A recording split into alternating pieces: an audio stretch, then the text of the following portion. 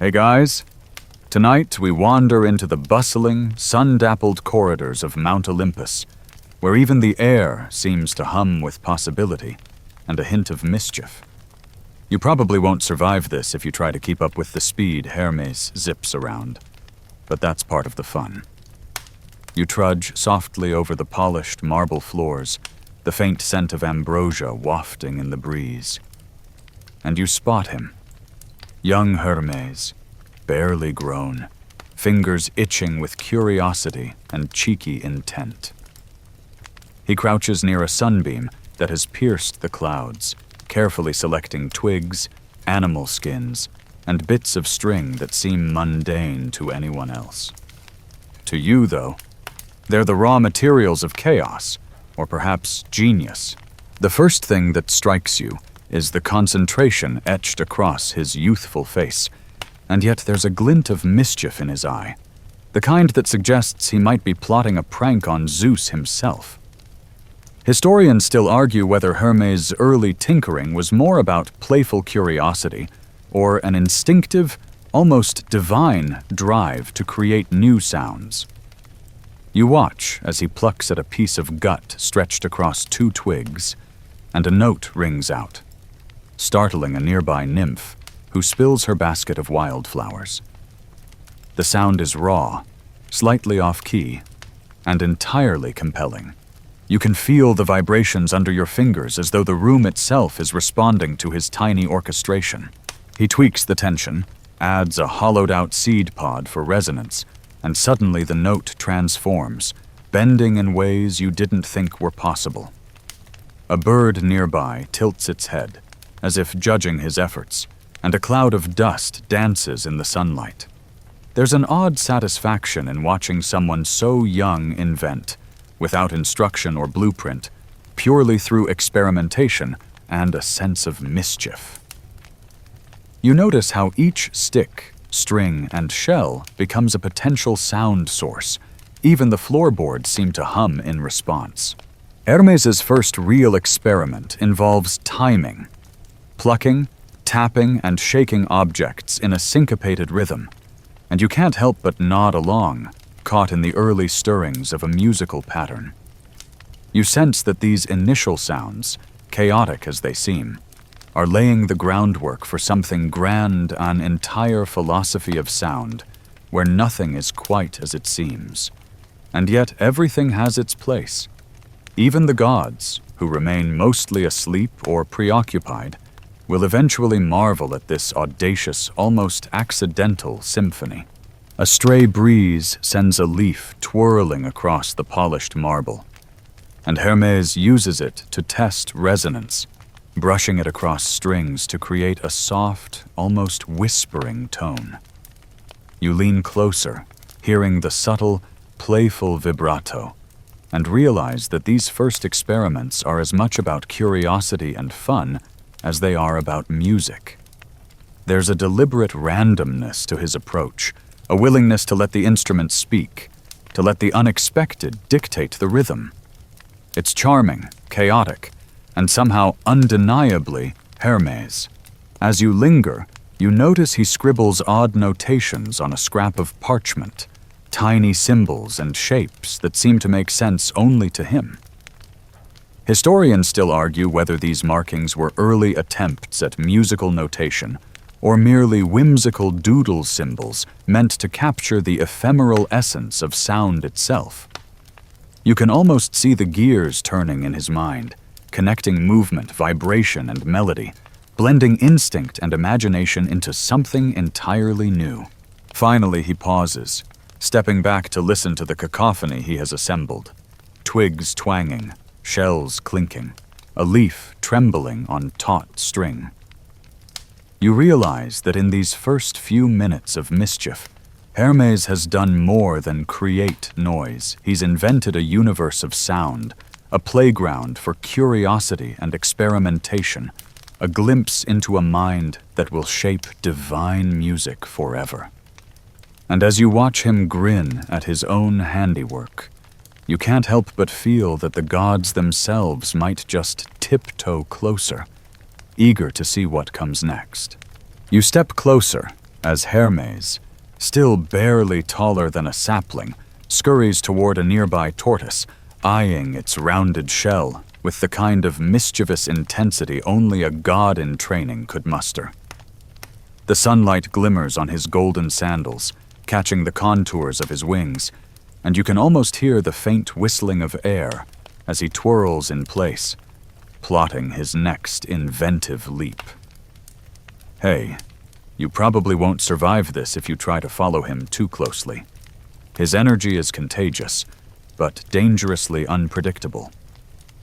With nimble fingers, he lifts the tortoise, cradling it as though it were a precious musical instrument, and begins hollowing out the shell with the precision of a surgeon and the enthusiasm of a child. Historians still argue whether Hermes' creation of the lyre was a stroke of divine inspiration or a mischievous accident, but watching him now, it's clear he treats every shell, string, and cord as a puzzle begging to be solved. He stretches the strings likely stolen from some unsuspecting Apollo's harp, or perhaps left over from a discarded lyre, and plucks experimentally. The first few notes wobble uncertainly, like a fledgling bird testing its wings, but then a harmonious, gentle melody emerges, startling a pair of nymphs perched nearby. You can feel the vibration through the marble floor as the music reverberates, playful and unrefined, yet hinting at a sophistication beyond mere childish curiosity. As Hermes continues, you notice the peculiar adjustments he makes, twisting the strings just so, angling the tortoise shell to catch the sunlight, even humming softly in rhythm with the plucking. His inventive methods reveal both audacity and intuition qualities that will define his musical escapades. Quirky as it is, the lyre seems to possess a character of its own, responding to every flick of Hermes's wrist and every subtle nod of his head. A feather drifts down from above, landing atop the shell, and Hermes incorporates its gentle tremor into his melody, chuckling at the unexpected contribution. The first real performance is more trial than concert. He plucks, strums, taps, and occasionally whacks the tortoise shell for resonance, creating a cacophony that shifts into rhythm that shifts into melody. You lean closer to catch nuances, the deep, hollow tone of the shell, the airy vibration of stretched strings, and a high, almost tinny twinkle from an improvised wire. The sound is playful, teasing, and magical, even before any god has given it recognition. The improvisational nature of his experiment is fascinating.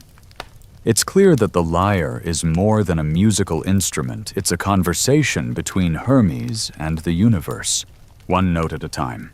Historians still debate the significance of the tortoise shell itself.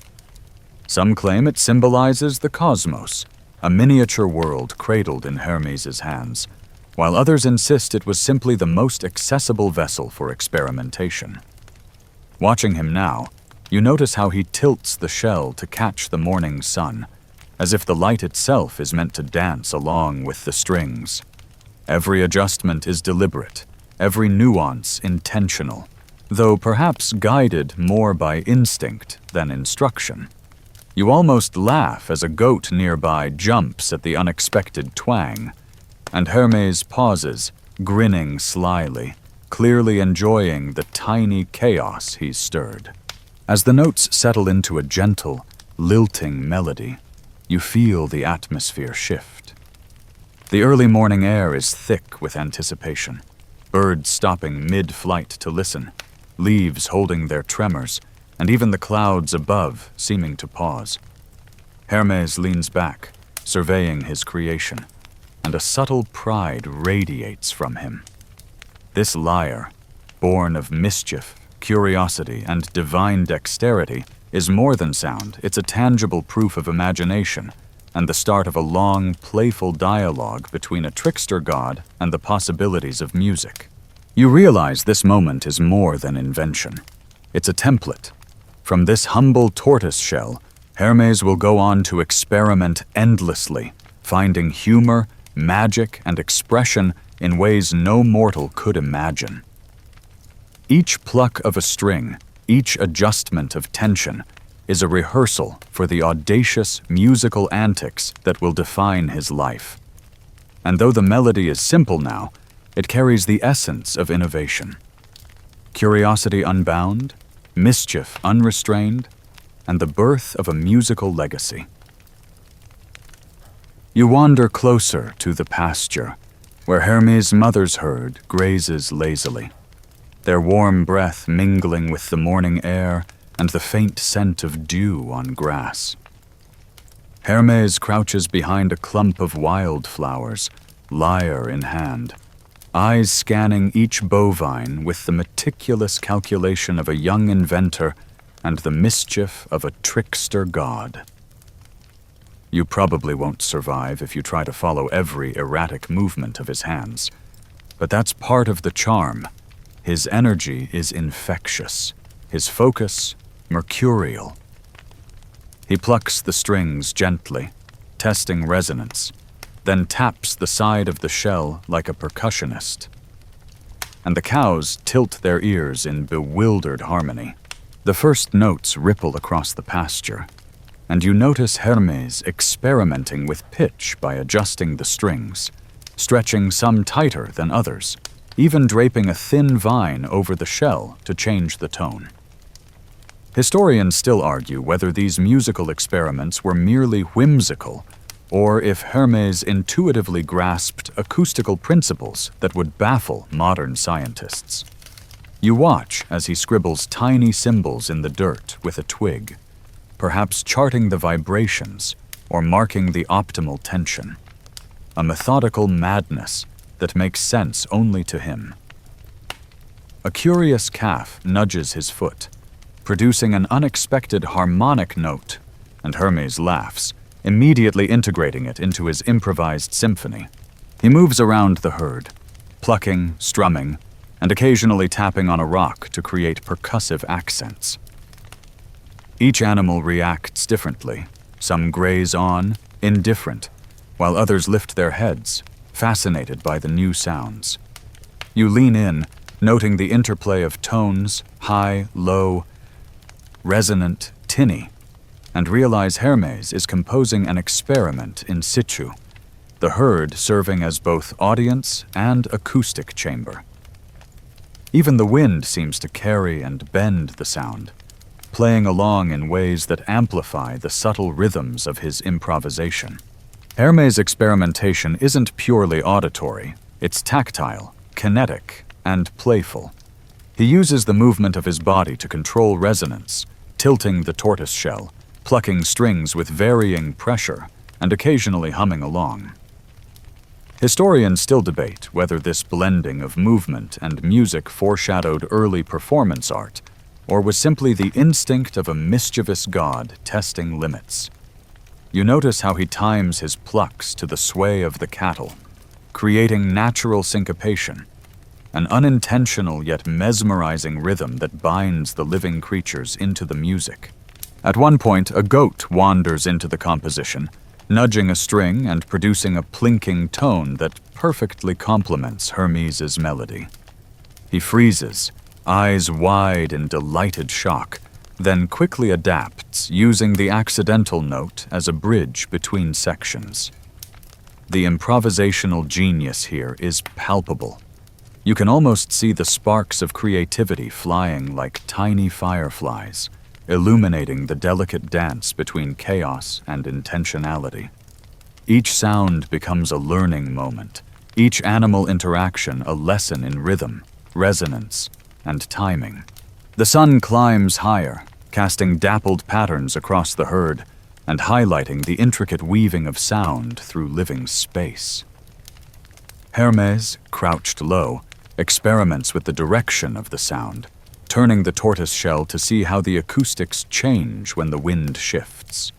He plucks, taps, and sometimes rests a finger lightly on the shell to mute or bend a note, creating subtle variations that mimic natural sounds, the rustling of leaves, the lowing of cows, the gentle whisper of morning wind.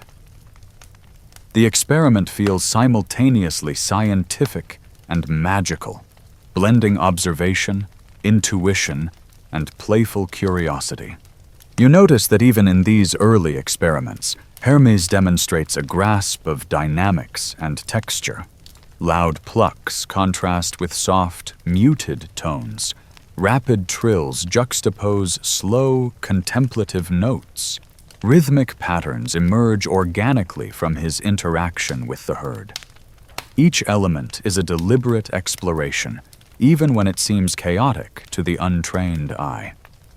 Historians still argue whether these experiments were purely entertainment, divine practice, or an early study in auditory ecology, how sounds interact with living environments. By the time the morning sun warms the pasture, you can feel that Hermes has accomplished more than just tinkering. He has mapped the musical potential of his surroundings, integrated living creatures into the composition, and established a foundation for all his future inventions. The cattle, once passive observers, now seem to participate, their movements and reactions woven into a playful, living score. You step back, realizing that this is not just an experiment in sound, it's an exploration of life itself, translated into rhythm, tone, and motion by the hands of a mischievous, brilliant god. You follow Hermes as he sneaks through the marble corridors of Mount Olympus, lyre in hand, eyes darting to make sure no godly overseer catches a hint of his plan. The air is thick with anticipation and a hint of ambrosia, and you feel your heartbeat sync with his rapid, mischievous steps. You probably won't survive if you try to keep up with his nimble antics, but that's part of the fun. Every twist, turn, and sly glance signals the next unpredictable note in his evolving performance. Today, he has a particular target in mind, Apollo, the sun god, whose pride is as blazing as his chariot and whose reactions to Hermes' pranks have always been a source of glee. Hermes crouches behind a column, observing Apollo lounging in a sunbeam, golden hair spilling over the marble steps like liquid light. With careful precision, he plucks a tentative note on the tortoise-shell lyre, then strikes a hollow gourd with a stick, producing a quirky, percussive rhythm. Historians still argue whether this moment was a pure jest or an experimental attempt to harmonize sound with divine psychology, but the effect is immediate. Apollo flinches, then furrows his brow in suspicion, the beginnings of amusement flickering across his sun-bright face. You notice Hermes' sly grin, knowing that the trickster is thoroughly enjoying the tension he has created. With a series of rapid, soft plucks, Hermes begins layering rhythms, creating a melody that is deliberately off-kilter, teasing Apollo's impeccable musical sensibilities. The sound is playful, yet oddly compelling, drawing the attention of nearby nymphs and minor deities who peek from behind columns, their expressions shifting from curiosity to delight. A few stray notes echo through the hall, bouncing off marble in unexpected harmonics, and Hermes adjusts strings on the fly, fine-tuning the chaos to perfection. It's a delicate balance, enough mischief to provoke, yet not enough to fully offend. You watch as Hermes introduces the next phase of his prank. He shakes a small gourd filled with beads, creating a rattling, syncopated overlay to his lyre melody. Apollo's brow arches in a mixture of surprise and admiration, the corners of his mouth twitching as if he's resisting a smile. Historians still debate whether these early performances by Hermes were precursors to ritualized music in Olympus or merely personal amusement, but the social dynamics are clear. Sound is being used to manipulate, entertain, and communicate simultaneously. Every pluck, tap, and shake is a negotiation of attention and power, a subtle nudge in the ongoing interplay between gods. Hermes now adds an unconventional technique. He drags a feather along the stretched gut of the lyre, producing a soft, almost whispering tremolo. You notice Apollo leaning forward, involuntarily drawn into the rhythm, the initial irritation replaced by fascination. The contrast between sharp, plucked notes and the soft tremolo creates tension that is both playful and hypnotic. Even the echoing columns seem to hum with the layered sounds, amplifying Hermes' performance into a small, intimate symphony. The final flourish is audacious. Hermes balances the lyre atop a low pedestal, plucks the strings while spinning the instrument slightly, creating a vibrato effect that both startles and delights. A stray spark of light from the sun hits the polished shell, reflecting onto Apollo's golden robes, and for a brief moment, it seems as though the universe itself participates in the performance. You notice Hermes' subtle foot tap, marking tempo, his eyes gleaming with the joy of both creation and mischief. As the last note resonates through the corridor, Apollo exhales, a reluctant smile breaking across his face. Hermes bows with exaggerated flair, clearly enjoying the mix of irritation and admiration that dances across the sun god's features.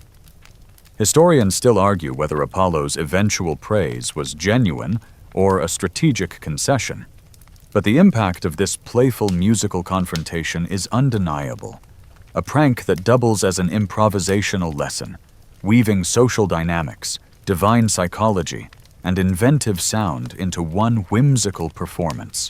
By the time you step back to observe the aftermath, you realize this moment is more than a prank. It is an orchestrated experiment in sound, timing, and human or divine reaction. Hermes has taken his quirky instruments, his improvisation, and his playful audacity, turning them into a living performance that teaches, entertains, and slightly annoys all at once.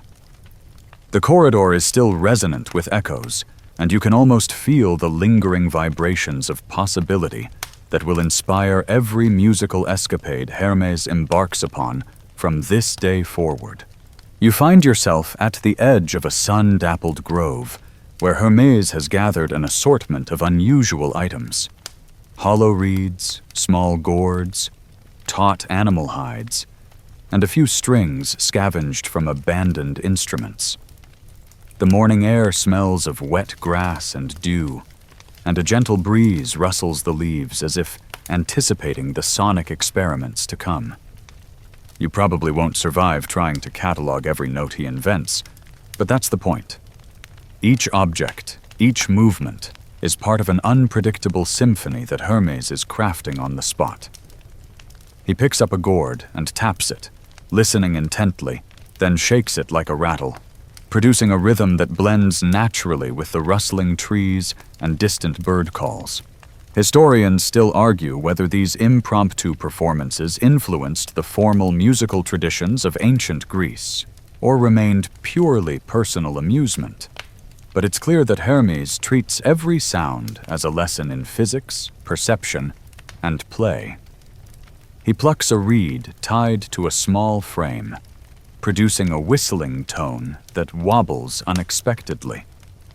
A mischievous grin spreads across his face as he leans into the sound, adjusting tension, pitch, and angle with expert intuition.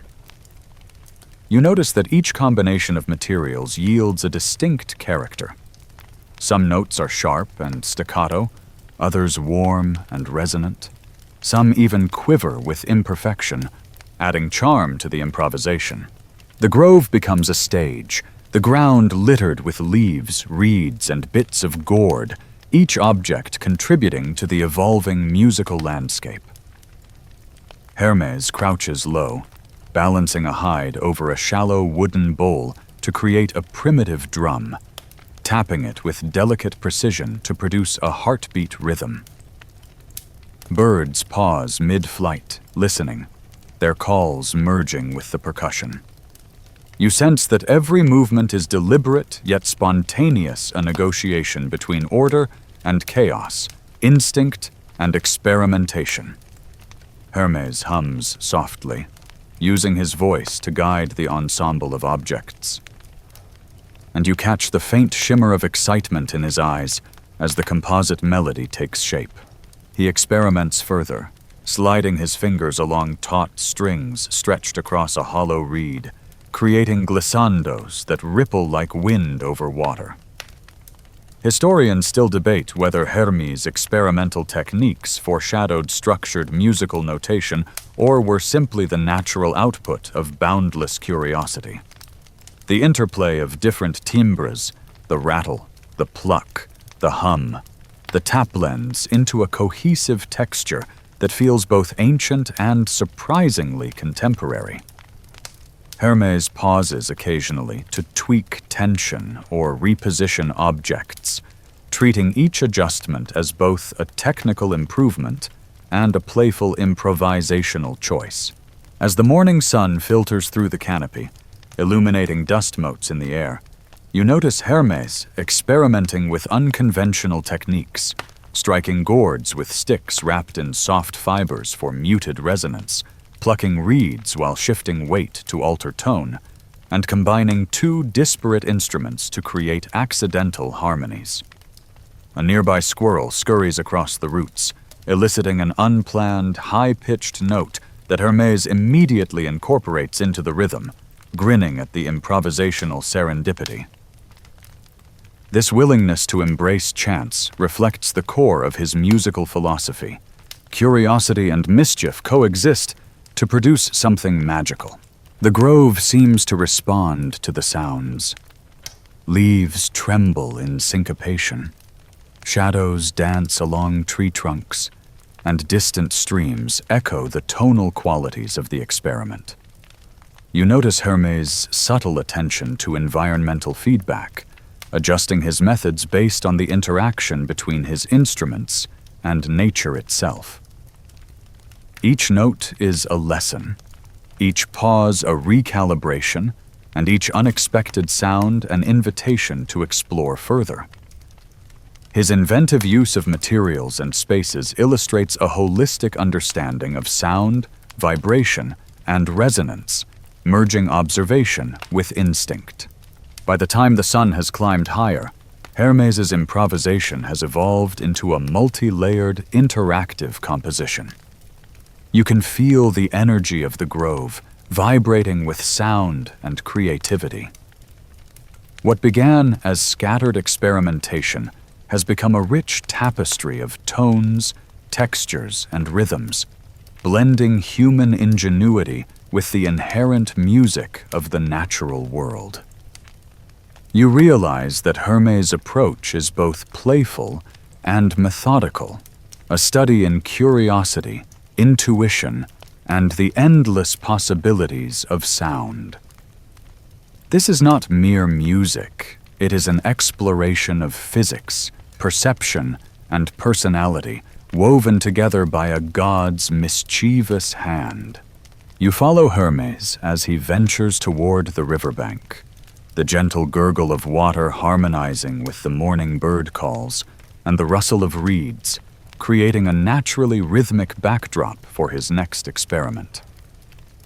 You probably won't survive trying to anticipate every new idea he conjures, but that's part of the delight. Hermes thrives on unpredictability, combining instinct with a childlike fascination for sound. He kneels by the water's edge, plucking strings stretched across hollow gourds while occasionally dipping the instrument's edge into the flowing river, producing a watery resonance that adds an ethereal quality to the emerging composition. Historians still argue whether Hermes' aquatic experiments influenced early Greek stringed instruments or were purely whimsical, but the innovation is unmistakable. He blends natural materials with physics and perception, turning environmental interaction into music. You notice how he taps the surface of the river with a small carved stick, generating percussive ripples that echo across the reeds. Each ripple interacts with the plucked notes, creating a layered, evolving soundscape that feels both spontaneous and meticulously crafted. Hermes smiles at the unexpected harmonics, adjusting string tension and gourd positioning to capture the perfect alignment of nature and invention. Nearby, a heron wades cautiously, its long legs slicing the water in rhythmic patterns that inadvertently sync with Hermes' improvised melody. You sense that Hermes is acutely aware of these interactions, embracing them as accidental collaborators. He plucks and strums, tilts and taps, exploring the resonance of water, air, and instrument in tandem, crafting a piece that seems alive and responsive. Each sound is simultaneously a test of material properties and an aesthetic choice, bridging experimental acoustics with the joy of discovery. Hermes then experiments with hollow reeds partially submerged, blowing air to produce airy, flute-like tones while tapping gourds to punctuate the melody. Historians still debate whether these techniques foreshadowed wind instruments or were simply an expression of playful ingenuity, but the musical result is mesmerizing. Airy notes floating above percussive rhythms, interacting with the natural environment to form a layered, immersive composition. You notice Hermes scribbling tiny notations in the mud beside him, perhaps attempting to chart pitch or timing, blending empirical observation with creative improvisation. As the river sparkles under the growing sun, Hermes incorporates environmental sounds into his composition. Stones clinked together for accents, reeds bent to create vibrato, and the soft splashes of water as he taps and glides his fingers along the gourds. The interplay of human manipulation and natural feedback produces a dynamic performance that is equal parts experiment, symphony, and playful trickery. He occasionally hums along, integrating voice into the tactile, responsive orchestra of river, instrument, and environment. A curious fish leaps from the water, landing near a gourd and producing an unexpected plink that Hermes immediately weaves into the melody, laughing softly at the serendipity of nature's contribution. This willingness to embrace chance illustrates his core philosophy. Experimentation is as much about listening and adapting as it is about intention. You notice the subtle integration of environmental cues into structured improvisation, reflecting an intuitive understanding of how sound interacts with context, timing, and natural resonance. By late morning, Hermes' riverbank composition has transformed into a multi-layered, interactive symphony where water, wind, animal sounds, and human instruments coalesce. You feel the rhythmic pulse of the environment harmonizing with Hermes' improvisations, demonstrating his ability to transform ordinary objects and natural phenomena into complex auditory experiences. This is not simply playing music, it is experimentation, observation, and the embodiment of curiosity. His methods blend artistry, science, and playful mischief, revealing the boundless possibilities of sound and the innovative mind of a young trickster god at play. Hermes leads you to a sun-drenched courtyard, where remnants of old temple stone and scattered amphorae serve as the perfect makeshift percussion setup. You probably won't survive trying to catalog every rhythm he invents, but that's the charm. Each clang, tap, and rattle is an unplanned experiment in sonic resonance. He starts by rolling small pebbles across the stone floor, producing a staccato that merges with the echo of distant wind through the columns, while occasionally striking amphorae with bent sticks to create hollow, resonant tones that seem to linger longer than physics would suggest. Historians still debate whether Hermes' percussive experiments influenced early Greek rhythmic structures or remained private amusement, but the energy in the courtyard is undeniably alive. He improvises by adding sticks, reeds, and fragments of broken pottery, each strike creating a unique pitch or timbre blending natural reverb with controlled chaos. The irregularity of the instrument's surfaces produces subtly dissonant sounds, which Hermes gleefully manipulates, altering rhythms on the fly and observing how the auditory space reacts. You notice a soft smile playing across his lips, the glint of curiosity in his eyes, as if he's both teacher and student of the very universe of sound he's exploring. Nearby, a young satyr peeks around a corner, curiosity evident in wide eyes and twitching ears.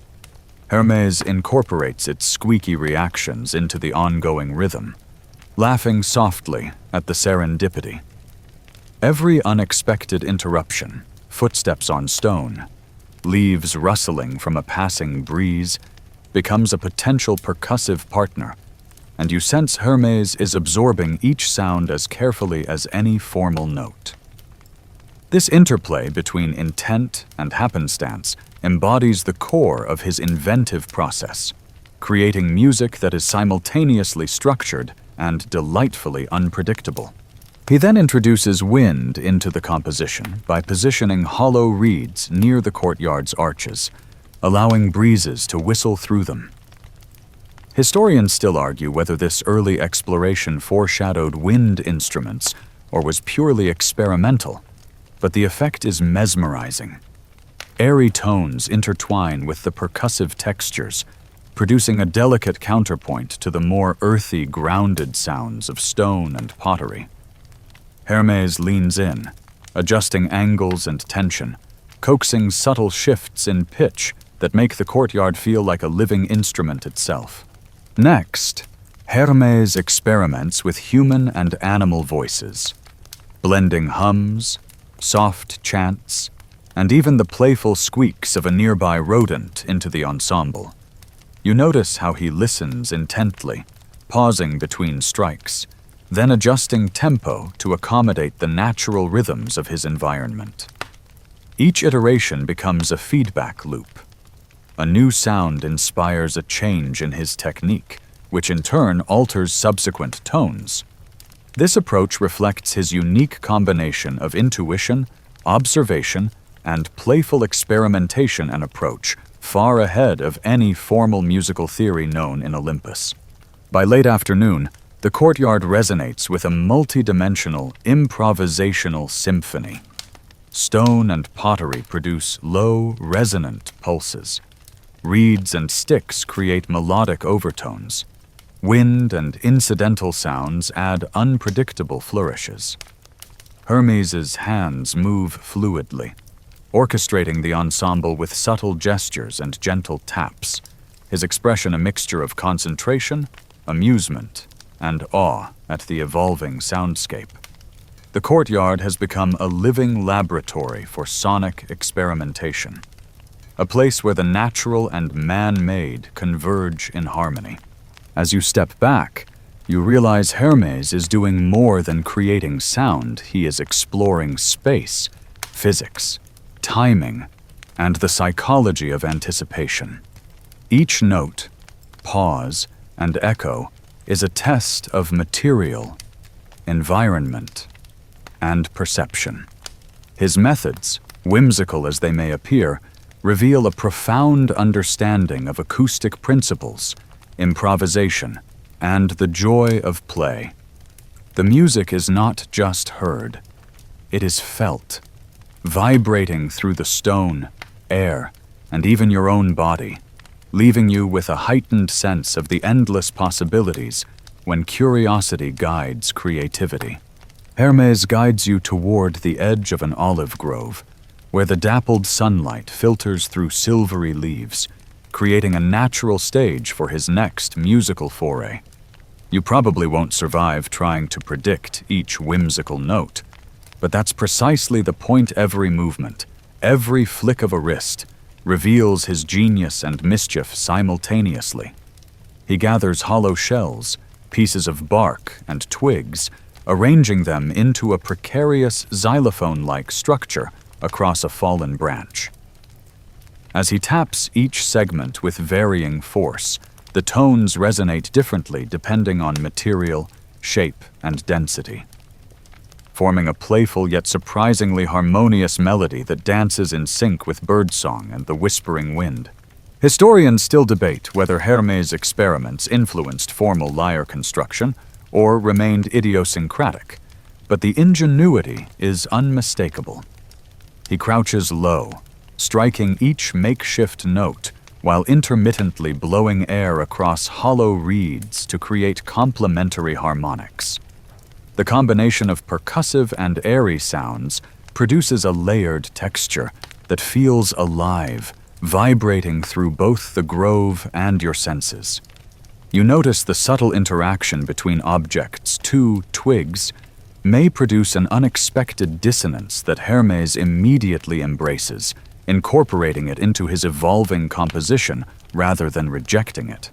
Nearby, a fox pauses in the underbrush, ears twitching as if keeping time with the melody. Hermes leans toward the animal, producing a soft, quizzical note on a hollow gourd that seems to mimic the fox's curious gaze. This moment underscores his playful approach. Observation, interaction, and incorporation of unplanned events become integral to the musical process. Each element, human or animal, intentional or accidental, adds a distinct layer to the sonic tapestry, reinforcing the experimental nature of his artistry.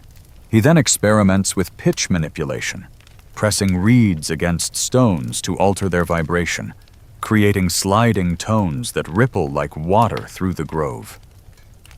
Historians still argue whether such techniques were practical precursors to glissando or simply whimsical exploration, but the auditory effect is striking, fluid, organic, and delightfully unpredictable. Hermes' attention to subtle detail, the angle of a reed, the force of a tap, the proximity to a resonant hollow demonstrates his understanding of sound as both physical phenomenon and artistic expression. As the sunlight wanes, casting longer shadows across the grove, Hermes begins to integrate environmental acoustics. The hollow of a nearby log amplifies low notes, while leaves fluttering in the breeze provide delicate, percussive accents. You notice the intentionality behind each placement. Materials are positioned not randomly, but to interact with ambient sound, creating a responsive musical ecosystem. Every new note is both an experiment and a performance, blending controlled manipulation with serendipitous discovery. Hermes incorporates voice as well, humming softly while tapping or plucking instruments, his tones weaving with the natural sounds around him. The fox ventures closer, adding a subtle rustle, and the wind through the trees adds unpredictable yet complementary vibrato. The result is a multi-layered composition that feels both chaotic and cohesive, playful yet methodical.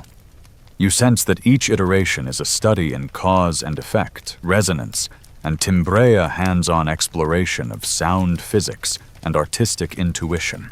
By late afternoon, the grove vibrates with a complex interplay of percussion, air, and voice. Hermes steps back occasionally to assess, adjusting his approach in real time, emphasizing the dynamic relationship between instrument, environment, and performer. What began as simple experimentation has evolved into an immersive, evolving soundscape that invites both curiosity and contemplation. You realize that Hermes is not merely creating music, he is mapping the interaction of sound, space, and life itself, blending innovation, observation, and playful genius in every note.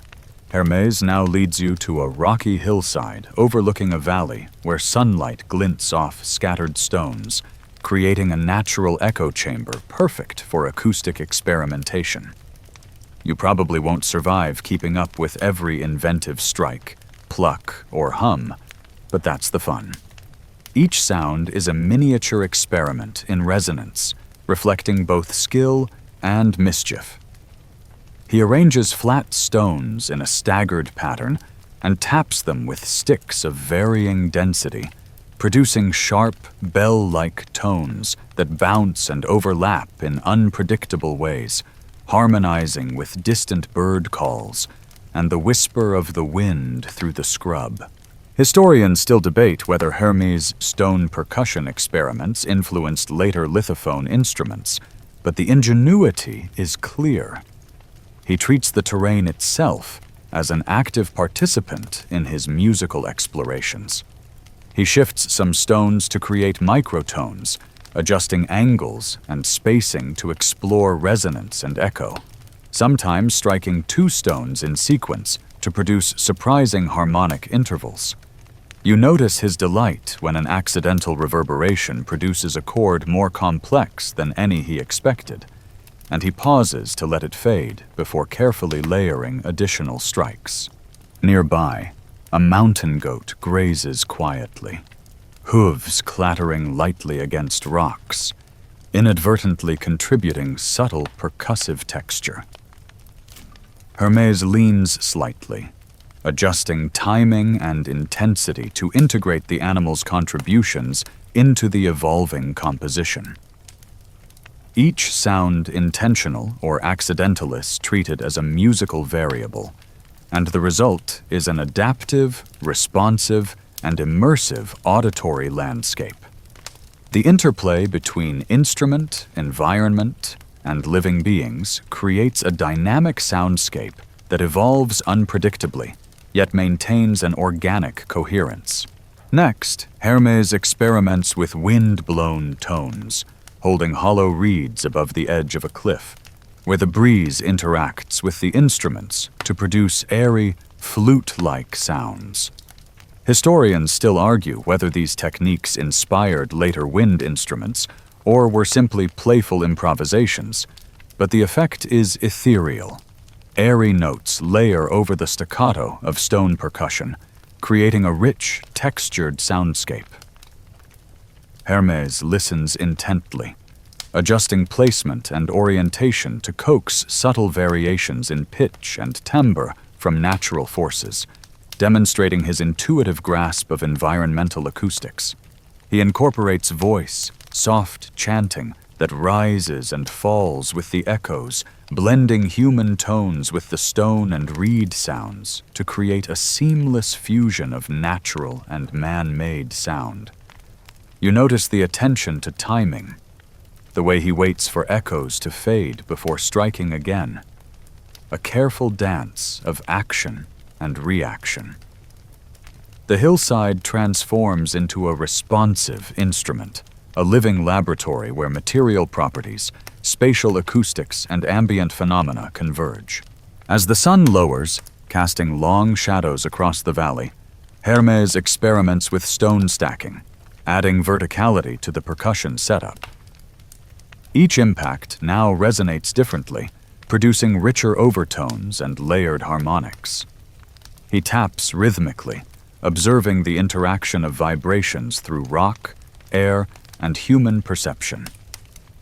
The resulting soundscape is simultaneously chaotic and harmonious, playful yet surprisingly ordered, a testament to his genius at turning everyday materials and landscapes into sophisticated musical instruments. By evening, the hillside resonates with layered sounds of stones, reeds, voice, and ambient natural elements, echoing, shifting, and interacting unpredictably. Hermes steps back, observing the patterns, making minor adjustments to optimize resonance and interplay. What began as whimsical play has become a multidimensional auditory experiment, an interactive, living symphony shaped by creativity, environment, and curiosity. Each note, pause, and reverberation embodies his philosophy that music is both discovery and delight, grounded in observation, experimentation, and joyful exploration. As twilight descends, Hermes leads you to a shaded glen where the last golden rays filter through the trees, providing a serene stage for his final experiment of the day. You probably won't survive keeping up with all the layers of sound he conjures, but that's precisely why it's mesmerizing. Every pluck, tap, and hum is both spontaneous and deliberate, a culmination of the day's explorations. He arranges a mix of reeds, hollow gourds, stones, and clay pots into an elaborate ensemble, each item chosen for its unique resonance. As he taps, plucks, and blows across the instruments, the glen fills with a kaleidoscope of sounds: earthy percussive beats, airy flutes, resonant gongs, and subtle ambient echoes of birds and wind. Historians still debate whether Hermes' composite instrument experiments directly influenced later Greek musical developments, but the creativity on display is undeniable. He incorporates improvisation, allowing accidental sounds, a falling leaf, a distant bird call, or the rustling of the breeze to blend seamlessly into his composition. Each element is observed, tested, and immediately adapted, creating a dynamic, interactive symphony that feels alive, responding to both human and natural input. You notice Hermes occasionally scribbling notations in the dirt with a stick, tracking rhythms, pitches, or environmental interactions, blurring the line between empirical observation and playful artistry. Nearby, a pair of squirrels scurry across fallen branches, their movements producing delicate clicks that Hermes immediately integrates into the evolving rhythm. You realize that his genius lies not only in invention, but in his attentiveness to context, embracing chance as a collaborator rather than a disruption. Every object, sound, and creature becomes a part of the composition, illustrating an understanding of the environment as an active, contributing partner. Hermes then layers in wind-driven tones, holding reeds so that the gentle evening breeze passes through them, generating ethereal, flute-like sounds that weave with the grounded percussive elements. Historians still argue whether such techniques foreshadowed formalized wind instruments, but the auditory result is enchanting. Airy, unpredictable melodies blending with earthy timbres to create a holistic, immersive experience. His subtle humming, harmonized with ambient sounds, adds a human texture to the natural symphony, uniting voice, instrument, and environment in a delicate equilibrium. As darkness deepens and fireflies begin to twinkle, Hermes experiments with spatial resonance, positioning gourds and stones at varying heights and distances so that echoes overlap, creating a layered, multidimensional auditory landscape. You sense the depth of his exploration.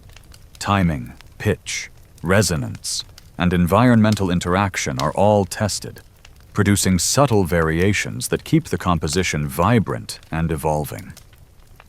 Even minor environmental shifts, a gust of wind, a rustle of leaves, become catalysts for new sound, demonstrating Hermes's philosophy that music is as much about listening and responding as it is about producing. By nightfall, the glen resonates with an intricate, living soundscape. Percussive strikes, airy notes, gentle hums, and serendipitous environmental contributions all coalesce into a final, immersive experiment. Hermes steps back, eyes gleaming with quiet satisfaction, observing the interplay of human ingenuity, natural phenomena, and chance. What began as playful experimentation has become a comprehensive demonstration of creativity, observation, and adaptability, revealing how curiosity, attentiveness, and joy transform ordinary materials into extraordinary music. In this final moment, you realize that Hermes's musical journey is not merely about sound. It is an exploration of interaction, perception, and the endless possibilities of experimentation. The world itself becomes an instrument, and every interaction, no matter how small, contributes to the symphony of experience. As fireflies flicker and the evening settles, you feel the profound harmony of invention, nature, and playful genius, leaving you both lulled and inspired by the boundless creativity of a young god in his element.